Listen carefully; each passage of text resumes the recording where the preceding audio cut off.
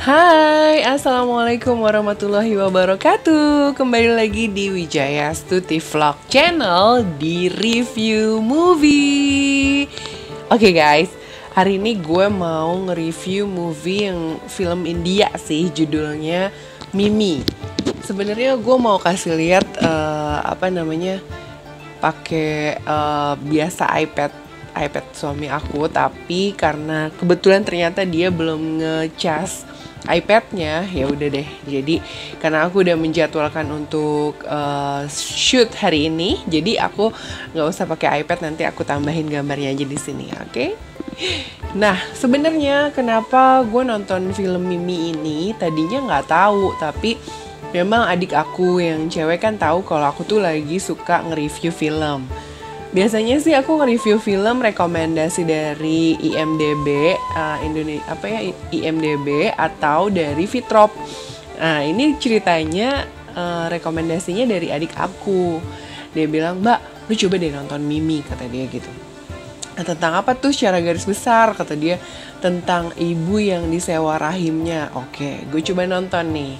Film ini durasinya 2 jam. Jujur gue nggak puas pas udah selesai nonton film ini. Karena satu, durasinya kepanjangan. Kedua, alurnya tuh lambat banget. Ketiga, apa karena gue nontonnya udah setengah ngantuk atau karena memang pemainnya tuh mainnya kurang feel atau gimana ya, jadi nggak berasa gitu loh ke hati gue gitu. Walaupun ceritanya sebenarnya sih pada garis besarnya ceritanya tuh menohok sih.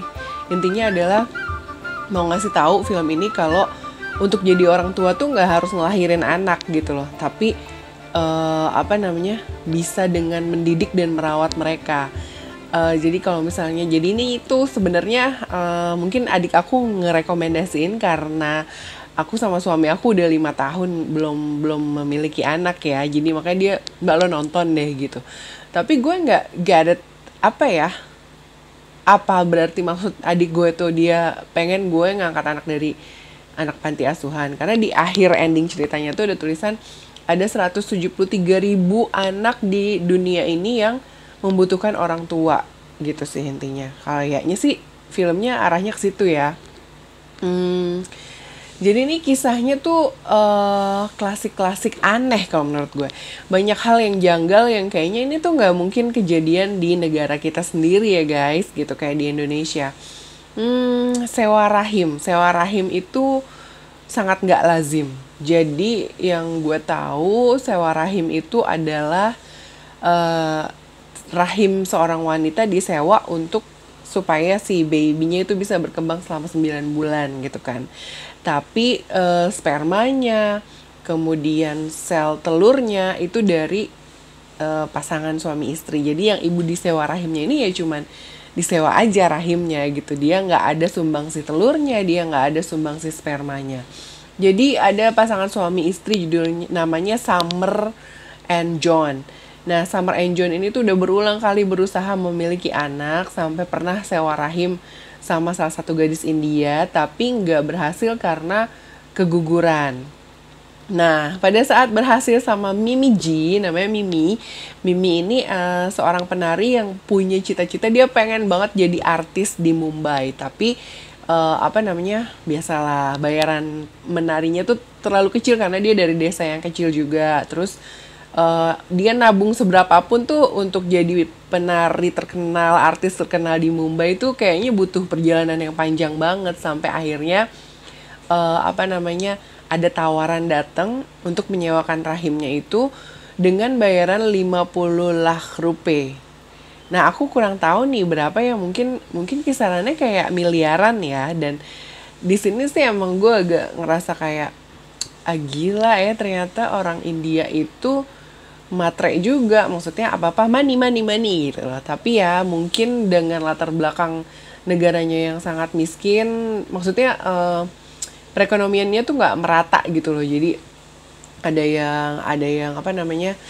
yang makmur banget di ibu kotanya, ada yang nggak makmur, ada juga kan beda. Kalau di Korea kan memang terkenal dengan beberapa filmnya, tapi kehidupan ekonomi di sana ya agak sedikit merata dibandingkan dengan yang di India. Karena kalau di India tuh yang miskin bener-bener miskin, miskin semiskin-miskinnya, sampai nggak punya jamban. Jadi aku pernah nonton satu film India juga, judulnya Toilet kalau nggak salah dalam bahasa Inggris.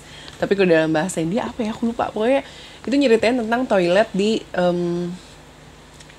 India. Segitu joroknya sih, maksudnya sampai nggak ada toilet di dalam satu rumah. Jadi kalau mau ke toilet ya bareng-bareng. Oke, balik lagi ke Mimi.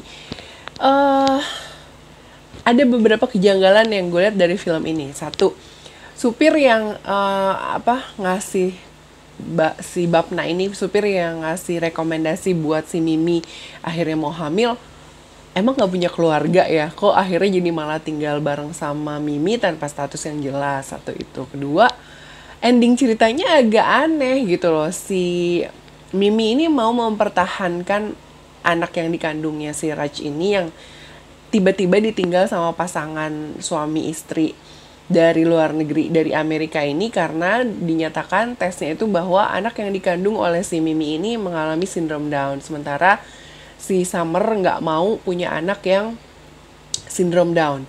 Jadi dia meninggalkan Mimi gitu aja dan meminta Mimi untuk ngegugurin kandungannya. Sip banget sih, maksudnya padahal Mimi udah bercita-cita pengen punya uang banyak dan gak ngurus bayi, dia kemudian bisa jadi artis, tapi ternyata cerita berkata lain, dia harus ngelahirin dan ngerawat bayi itu. Tiba-tiba di usia 4 tahun si pasangan suami istri ini datang lagi buat ngambil anaknya. Itu sih shit banget kalau kata gue. Tapi yang gue nggak masuk di akal adalah di saat si pasangan Amerika ini mau ngambil lagi anaknya gitu loh, mau nempuh jalur hukum, di jalan tuh tiba-tiba dia ketemu sama anak di panti asuhan. Jadi kalau menurut gue cerita ini agak terlalu maksa, padahal durasinya 2 jam, tapi kebanyakan nari-nari sama polemik drama di Indianya. Kalau menurut gue terlalu kayak gitu. Jadi kayaknya gue kasih nilai berapa ya kalau menurut gue sendiri? 6,5. Karena gue ngerasa gak puas setelah nonton film itu. Dan apa efeknya kalau gue gak puas nonton film? Gue bakal cari film lain dan itu berefek dengan nih, yes, begadang lagi. Tapi akhirnya gue gak nonton film karena gue ngerasa masih banyak tugas yang harus gue kerjakan. Jadi ya gue cuma ngebalasin WA dan ngerjain job-job gitu aja. Oke, balik lagi ke kamu ya. Kalau mau nonton film ini, siapin aja waktu 2 jam untuk nonton film ini. Dan mudah-mudahan kamu puas, gak kayak aku. Tapi intinya sih dapet sih. Intinya adalah gak harus hamil untuk jadi orang tua. Tapi masih banyak anak-anak di luaran sana yang membutuhkan orang tua. Kayak gitu sih pesan moral dari film ini. Oke, sampai di sini dulu review dari Wijaya Stuti Vlog Channel. Kalau kamu pengen di review film apa lagi, please komen di bawah. Pengen di review film apa lagi, supaya aku tambah semangat buat bikin konten-konten. Jangan lupa subscribe dan klik tombol loncengnya. See you when I see you. Bye-bye.